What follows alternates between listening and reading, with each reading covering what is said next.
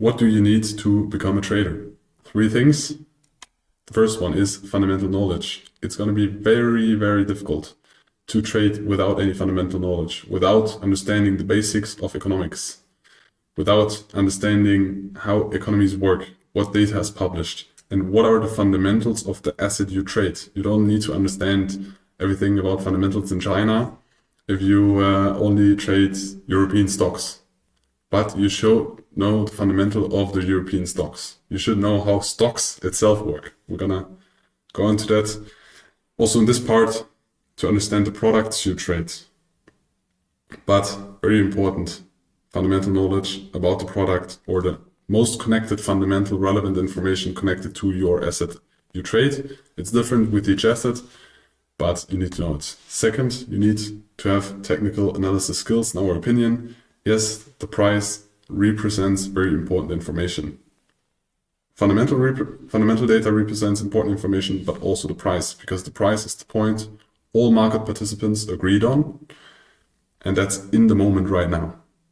So there's all information there is, either about inefficiencies, macroeconomics, everything is represented in the price at the moment. So you also need technical skills, because you can support the fundamental analysis with the technical skills. And furthermore, you need mental resilience and growth mindset, because most people don't want to hear it, but you will struggle when you start trading, especially when you start trading and then you're good at it and you have a winning streak and the capital grows and the capital gets bigger. You're gonna face a lot more challenges, because there are gonna be some points in your trading path or career, most likely, where you say, oh, now you mastered the skill, now you're God, and you have a money printer, but at some point you're gonna realize, ah shit, this thought was wrong. Either because the capital grows and you realize, okay, there's a barrier at capital size X where your emotions start to kick in more frequent or more intense. Or, for example, you start to build your own hedge fund or certificate or whatever, and you realize, okay, for example, trading with other people's capital, and I don't mean prop firms, is different, or trading your own capital with only having traded prop firm capital before. There are a lot of differences and you will behave differently. So you need to work with that, build mental resilience and a growth mindset, to work on yourself, to work on your skills, to work on your trading continuously, and then you will master it.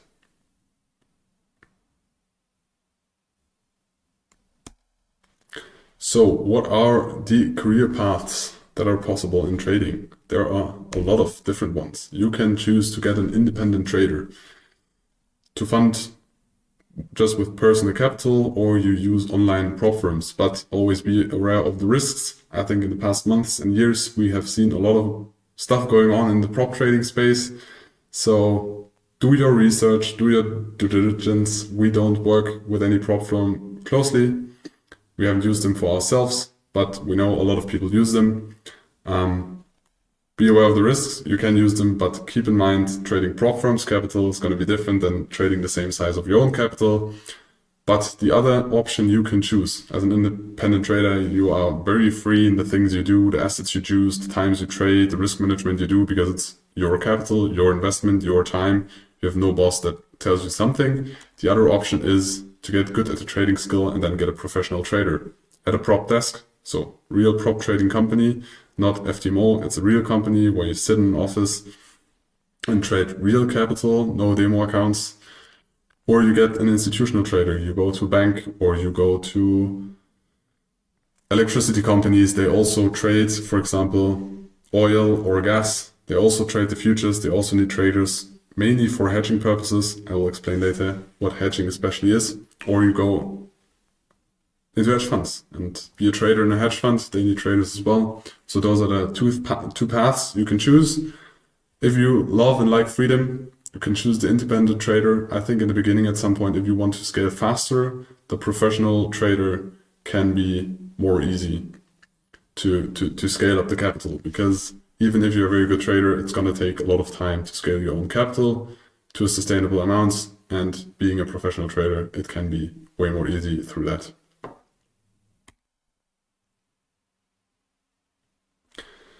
Now, we start with how people usually get into trading. Most people start with unreliable sources. For example, they see an ad of the broker, a CFD broker most likely, or some flashy guru or some lifestyle validating guy or girl on Instagram, and those people flipping accounts, big amounts of money, big amounts of open positions, and then they catch your interest, they catch your attention, and that way most of the people go or have the first contact to the trading space. Secondly, they try to find info on the internet or YouTube from unreliable sources, because the sources that pop up first don't mean that there are track records. Just because a broker is creating informational material and things about technical analysis, they want you to trade. They, especially CFD brokers, which create a lot of content and webinars and YouTube videos and so on, they have the interest that you trade, not necessarily that you are successful. So always when you learn from a source, try to validate that source. Does the person or the team or the company has a track record? What are they doing? Is there a conflict of interest? And in most of the things, there is a conflict of interest. Try to validate that for yourself and then consume the information, because otherwise it can be a time waste and you should validate that first. Third, the people don't or try to trade without an edge. Most people start and say like, hey, yeah, I heard of this meme coin, I heard of this altcoin, I heard that Bitcoin now is a good investment, or my friend told me that stock XYZ is a good investment, or I think oil prices should rise because the winter is gonna get very cold. Just some examples, but most people start with a gut feeling, without a real edge, without a process. They have not validated the process, the trading decisions they made, the analysis. And you can start with that, but I would not start with a lot of capital to protect it. And start with it and then track all the data. We will get into the way how you track the data later. And then try to analyze your gut feeling. Maybe it's good. Maybe you have a good gut feeling. You are in a good environment to make trading decisions. The way you read the news, the way you interpretate the news, the way you do analysis can work, but most people start without an edge. And first you should think about, what is my edge? What is my advantage in the markets, in the things I'm doing? And you need to do this before, or you should do this before you start trading. And fourth, most people burn their first account. I also burned one account. Started trading with 2.5% fees on Coinbase Pro, Bitcoin day trading, when I started. So most people have a story where they start and they fail, and that is completely natural, but it's not good. And if you haven't been there yet, please try to stick to the things we teach you and don't burn your first account, because if you do proper risk management, this is impossible.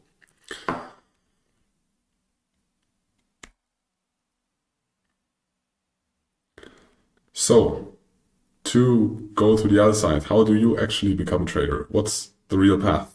First, you need to study. You need to, like in every job, like in school, you need to study, you need to learn. You need to understand it. Not just start by doing, first learn, and then you can start by doing. When you have studied and you understood the markets, you understood the products, you understood the assets, the fundamentals, then you can build a market hypothesis. Then you can build a market hypothesis. So you try to find an edge, and you try to find an inefficiency in the market. Hypothesis why your investment decision is better or will be outperforming the markets. Then you need to gather data on that. Yes, you can do backtests, but past performance does not promise future performance. And that you can optimize every backtest. You can always take 2 EMAs on any chart and change the settings of the EMAs, that you always have a positive strategy in the past. But when strategy goes live, it's very unlikely that strategy does, just because of this positive backtest, is going to be profitable. So yes, you can gather that data through backtests, but the likelihood of you over-optimizing on your strategy or hypothesis on existing data is very high. So you can get a feeling for it, but don't validate your strategy just through one basic backtest. Then you need to validate and refine the setups and strategies. So you need forward tests. This is what I said. You need to test it in real market conditions. Do you behave the same? Do you get all the setups? Or does your daily routines, your family, your job, whatever, or those things consume too much time, so you don't have the ability to be in front of the screens all the time and get all the setups, for example? Or is the back test over-optimized? You're going to see it in the forward test when it's not going to work again. Then when you have done this and the forward test was profitable, was good, then you can go live. Before that, just go live with very small amount of capital, so you have skin in the game. It's going to be different if you trade demo capital. Just take a small amount so you feel it's real money, but it's not hurting you a lot.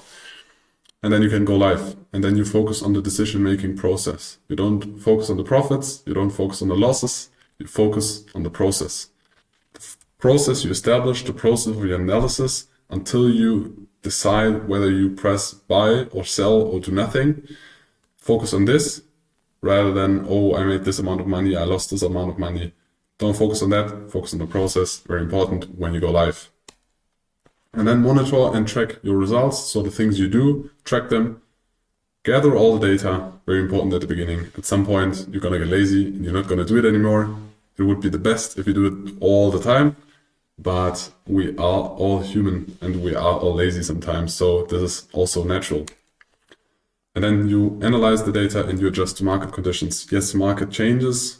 Market behaves during a COVID crash completely different than during the 10 years before where there was zero interest policy. The markets now behave different when there is higher interest rate. Then there's going to be an interest rate if it goes back to zero.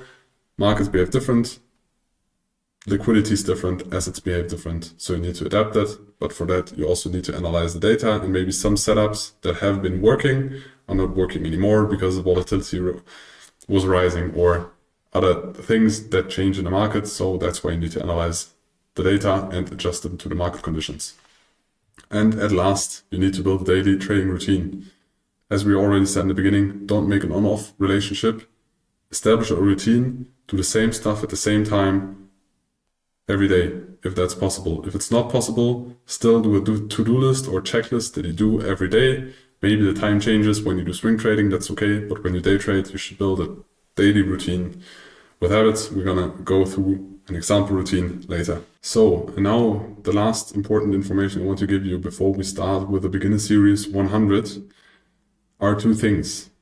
You're coming from two different sources. Either A, you studied from other sources without success, maybe even with success, but most likely without success. And then you bought this product or this education here and want to learn from us. Or B, you didn't find your way into trading after all, had some tries, maybe have not went into trading at all, wanted to start trading, and this is your first education product in trading or the first source to learn trading. Either way, doesn't matter where you come from, we suggest you to reset, approach this mentorship as you were starting from scratch. I was doing the same when I joined Patrick, when I learned from Patrick. I've been into the markets the years before, and I had my own analysis, my own strategies.